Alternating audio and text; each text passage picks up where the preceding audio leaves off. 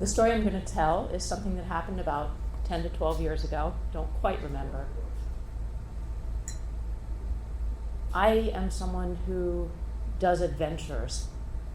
Every year I try to do one big scary adventure, and I do these in honor of my first husband, Dr. Mark Hassel. So 12 years ago, I got the bright idea that I would do something called a via ferrata. For those of you who have no idea what that is, it's Italian for the Iron Way. A via ferrata was used by soldiers in World War I in the Dolomites in Italy to move troops up the cliffs and through the Alps. So recently there's been a surge in interest in this among outdoor people who want to try something new, and they've set up via ferrata courses. They're actually all over the world. The one I did was in Canada, and my goal was to conquer this 2-mile via ferrata. It consists of steel cables, ladders, like bent rebar that is hammered into cliffs. And so there's a lot of climbing, there's a lot of sashaying, like side by side on ledges maybe this wide. It is a very scary thing to do. You are clipped in. There are cables that you wear a harness, and at each section there are about 15-foot sections where there are steel cables. So if you fall, you probably won't die, but it's going to hurt a lot. I didn't think through this except it was something that I really wanted to do. And at the peak, the pinnacle of this particular via ferrata, there is it's called a sky bridge.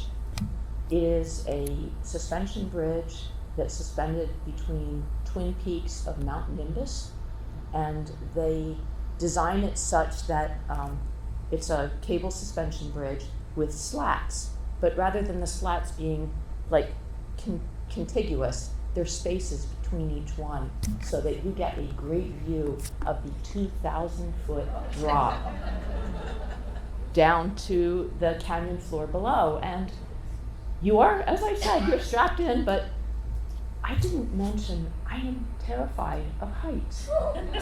Why I thought this would be a good idea, I can't even tell you. I just thought it would be quite the thing to be able to conquer my fear in memory of my husband, to do this brave thing.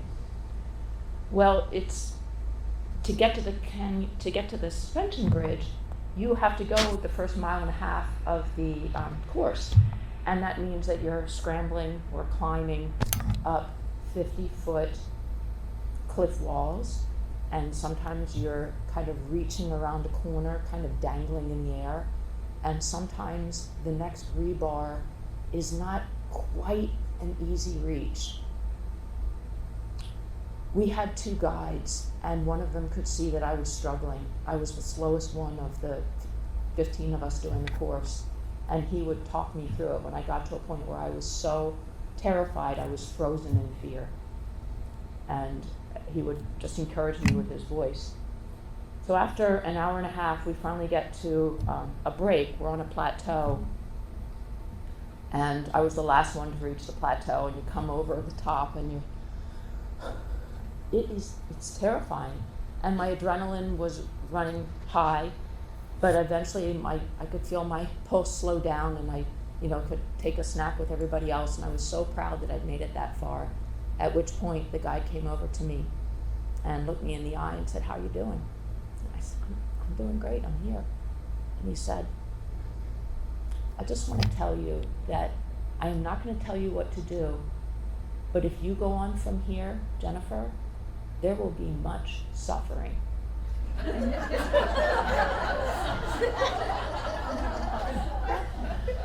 Because from this point, we can get a helicopter here to take you down, but if you go any further and you have any problems, we have to do an aerial rescue.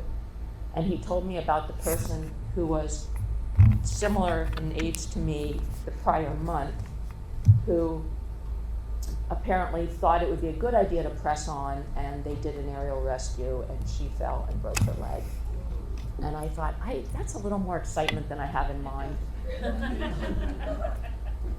And the idea, when someone tells you you've had enough and you think you want to press on, there's an aspect of your pride that wants to say, I can do this. I know I can do it. I'm capable of it. And yet the idea of putting other people at risk, the pilot, the guides, maybe myself,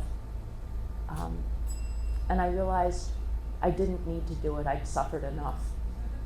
And so a helicopter came, and I thought it was going to whisk me back to the lodge, and I'd feel somewhat ashamed. But instead, I got whisked to this beautiful meadow, and the sky above me was peaceful, and the ground below me was green, and there was a little stream, and it felt so good to stand on rock solid ground.